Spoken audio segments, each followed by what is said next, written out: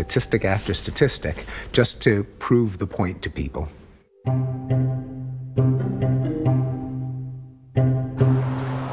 For example, not far from where I'm standing, there was an area of Boston that used to be called the combat zone because there were so many murders and stabbings and muggings.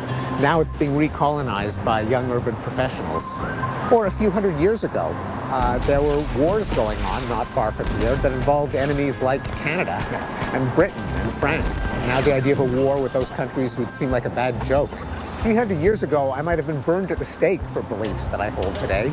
And 100 years before that, I might have had my head cut off with a hatchet in the Indian Wars. It is difficult to overstate just how violent and cruel the world was for much of the history of the human race. Once slavery was legal everywhere in the world. Now it is officially illegal everywhere in the world. War and murder were daily facts of life. Now, for most people, they are exceptional events. Steve attributes most of this change to the increased role of government and the rule of law. But he also thinks people today are sharper than their ancestors. You might wonder, are people getting nicer because they're getting smarter? And believe it or not, the answer is maybe yes.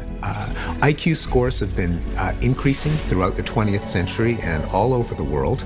No one knows exactly why, but it's probably a combination of increased schooling and a trickle-down of technological and analytic concepts from science into everyday life.